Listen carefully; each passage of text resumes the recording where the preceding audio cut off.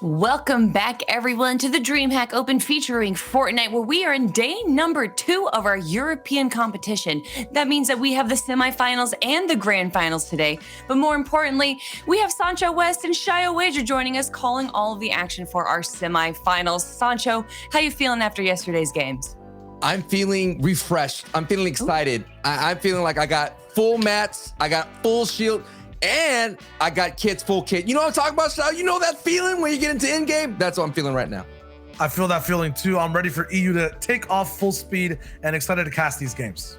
Yeah, I mean, if today is going to be taking off speed, yesterday was definitely the ramp up. If you guys weren't able to catch it, well, we have a recap for you.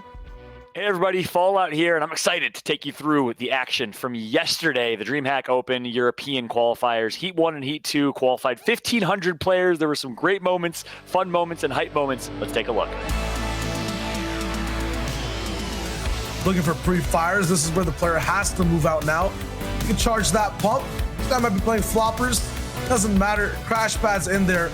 He's going for trick shots, maybe to the 360 charge shot to win out the game. I'm looking at his mat count, a little bit low right now. So he has to be sure he has to take advantage of that, but he has plenty of shockwave launchers to vault his way, drop his way down, but I think he's just gonna, there it is. And looking for the charge, goes right in there, and this guy's in trouble down there, and yikes, now we got a nice 1v1. You gotta look up above. Is the only thing that can stop a shockwave launcher is the glider. Oh, nice victory royale from down below. Here we go with Tyler's getting a nice little doink from up top. That's a nice one. It's a good way to start a fight. Tyler's now in a 1 versus 1 and he's going to drop the builds of his opponent. Looks to be in a pretty good spot here. Knows he has the advantage in terms of damage. That's going to be a huge advantage, and that's going to be it. 3 victory royales in a row to kick this one off. That's it. All he has to do is connect one big shot, but this is not looking good at all. He cannot stay in the zone right now. He actually has to go for it. He has to come on down. He's run out of material as well. Just 60 builds. This RPG might be the death of him if the wall comes in front of him. Okay, he is going to find a second to reload it. Here it is. That's going to open it up, and he comes down the 191. Facing a little bit of danger, but not enough, not too much. He has the shockwave launcher. He's sitting with high ground. He's absolutely chilling. He's like, all right, maybe I'm not going to hit this 20 bomb. Or maybe I am, as he's going to get one more player remaining for the 20 bomb. Can he do it? Yes, God. He will. Of course he will. He's tasting.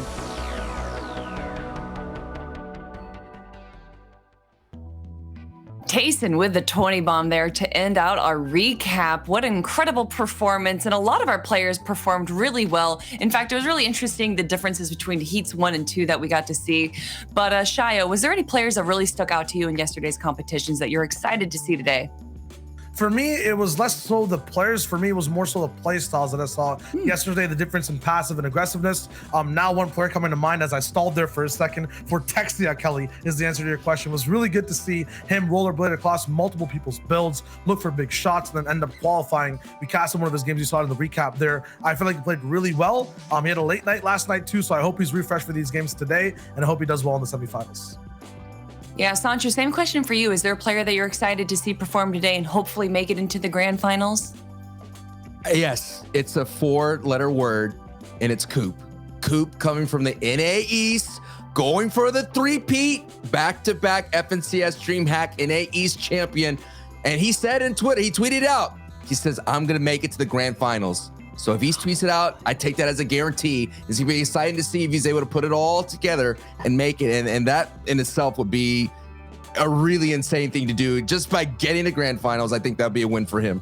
I mean, we always hear about European players invading North America, but for North America to invade Europe, I'm really excited to see where Coop is on our top 20 leaderboard for Heat number 1. So let's check that out real quick, because if I'm not mistaken, he was sitting in like top 5, which just the time difference alone is so, and there he is in 4th place, but Wolfie's claiming 1st place with 557 points. Mongrel, of course, right behind him in 2nd place. We have Kiku in 3rd, Coop, of course, in 4th, holding it down for North America, and then Navi in 5th. Yeah, and Coop was 4th. That's Sancho's pick. Mongrel and Wolfies, though, at 1st and 2nd. You can't ignore him. Deceptos, who I would always say would be that 5th place warrior, also in that top 10, looking to hopefully get his first win here, but he has to qualify for Grands first. I feel like the 20 names we're seeing here are, I would say, guaranteed to make it to Grands at least. Even some of the no names that we don't know much of. I feel like for these guys, it's going to be a walk in the park. I feel like you just cast a curse to them though, because something that we've seen time and time again at DreamHack is that the players that perform really well in the heats may not even make it into the semifinals. And then it's the same thing from the semifinals into the grand finals. But enough about Heat 1. Let's take a look at Heat number 2's scoreboard, because some of the players that didn't make it into Heat number 1 were able to make it through Heat number 2, or maybe they just didn't have time to play in Heat 1. So of course we got Tayson, one of the best players, up in rank number 1. Milan, though, right behind him with 523 points in second place. We have Cuvado in third, Gyrus in fourth, and then Refsgard in fifth place. Ooh, that Refsgard. I mean, Refsgard's best performances where he was in duos came in at 19th, but what's the most interesting part about it is that he had a huge 21 elimination win yesterday, and he finished, as you see here, fifth. So that's going to be huge to set him up, to set up that momentum. I know we talked about it a lot during all these kinds of type of events. It's not a sprint, it's a marathon, but you still have to have a great start, and especially in semifinals, it's going to be very stacked lobbies. You have 1,500 of the best open melting pot of around the world of Fortnite. So you got to have a great start. So I'm expecting all these players to do that, especially Tayson. It'd be interesting to see if Tayson can have that back-to-back performance that Coop has had recently. Tayson's definitely doing well, and so is Refsgard, sitting in fifth place from our second heat. But he actually had something more to say. We got to interview him yesterday. Let's see what he has to say. My name is Oscar Refsgard. I'm a professional Fortnite player for E11 Gaming, and I'm from Denmark. My performance yesterday was solid. I had a pretty bad hit 1. I was like in the top 5 some of the time, but I choked at the end. I just lost my brain, that was it. Then I went into hit 2 with a good mindset. I got a live coach in, my teammate Gaming Kuno, and I just focused the whole tournament, was consistent, and got top 5, I believe. So I was pretty happy about that. For tonight, I expect to make the finals. It's a hard competition, but I'm pretty confident lately, so I hope I can make it through to the finals. Voodoo, I think, is gonna win you. Probably Wisney. He have been popping off recently, so I actually believe he could take home the crown tonight. So that would be awesome to see. My advice for new players would probably be to practice a lot and also practice effectively.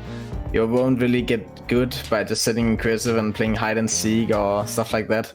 Get out of your comfort zone, play some solo arena, try to practice what you are not good at. Maybe VOD review if you don't know what your mistakes are, find your mistakes and try to improve them. Thanks for letting me in here, boys. Hope you enjoyed watching. Best of luck to all the players competing in the semifinals. Big shout outs to Refsgard for sharing some of his insight there. And I do really appreciate the, like, if you can't find your faults, you should find them, because that's one of the best ways to improve as a professional player. But one way to improve is to improve your setup. And we actually asked online from our DreamHack Twitter account what your setup is like at home when you're playing these Fortnite competitions. So let's pull up some of these tweets that we got from you all. And there we have it from Heinous. Look at that. I'm a big fan of the little big planet in the background. Yes, classic game. I remember that, man. That's like the OG Fall Guys. Oh my gosh. True. I mean, to be fair, Mario Party is the OG Fall Guys, Fair but then enough, we got one from It's Wofu, and we were talking about this yesterday. This vaporwave vibe is a big thing right now in games or gamers. It's really nice, and I just like that singular TV up top. These are homey vibes, though. I see a little bit of vaporwave in there with the purple and the white, but at the same time, it feels like a cozy comfort corner of a setup. And here we have from Technique, the little, but it's gone. I like the little cactus light. I just wanted to make a comment about that. That was really cute. But this is the real setup, chat. When you don't have your sweet desk and your vaporwave lights or whatever it's called, this is what you have to do. Whatever it takes to game. I'm a big fan of Nauseous FN. Thank you so much for sharing your setup. Yeah, a big fan in the background there too. All right, I'm just gonna move on from that. Everyone, we got the drawing board right now to see where all of the interesting POIs is gonna be. Gentlemen, take it away. Stauncher, I want you to lead with this one because I have one small big fact I want to just add in towards the end. Okay. Okay. All right. So we all been talking about throughout the entire broadcast the important mythical spots. And of course, in the 1500 lobby, you're going to have so many people contesting those spots until we get to the set lobbies of the 100 that's going to happen later on today for the grand finals. But regardless, you're still going to have to work really strong. Even these secondary popular spots like Rickety Rig and Fortilla, those are going to be spots that a lot of our top tier echelons of Fortnite players. But I'm going to expect a lot of activity today. If I was going to be a weatherman, like Shayo said, at the Yacht. Yacht is a very popular place. It's a strong place considering you have so many fishing spots as well. But a big factor throughout the entire day is we're going to be interested to see where do these storms go. And I want to see Coral Castle, and we have been seeing so many awesome endings here in this mountain area. So that's what I'm looking forward to. Shayo, what you got for me? What's your special ending thought, baby? I like that analytical breakdown. For me, just pay attention to my thick line here. Just hold that catty corner and pay attention to the catty corner, because the mythic loot from here can affect all portions of the entire map. Wow. And literally is anything that'll happen on Fortnite. So when it's semifinals, it's mythic loot, it's catty corner. Ooh, okay, fair enough.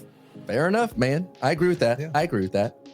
But before we can get to the mythic loot, we gotta know what's going on in the tournament, everyone. How exactly is the DreamHack Open ran? Well, that's what I'm here to explain to you guys. Yesterday, we got to see stage 1, which had our 2 open qualifying heats. Tens of thousands of players, hopefully you were one of them, competed to be the top 750 from their heat. But that's where we're moving on today. The grand final qualifier has the best 1,500 players from the opening heats, trying to be the best 100, because those 100 are gonna be moving on to the grand finals. They're going to have 3 hours to complete 10 games, collect as many points as possible through placements and eliminations, with eliminations getting them 5 points each. But the grand finals, that's where the big bucks are earned. It's 6 games of super stacked 100-player lobbies, and they're going to try their best to be number 1, because it's like $16,000 for first place. I didn't realize that it was so much. That's a lot of money, chat, and you can be a part of it. These tournaments are going to be going on every month for EU, NA East, and NA West, and it's open region, so you can sign up for all 3 if you want, just like Coop, which is more than possible. But guys, we want to jump into game. I'm not even going to ask you your expectations because we have a quick break, but when we get back, game number 1 of the semifinals for Europe will be starting.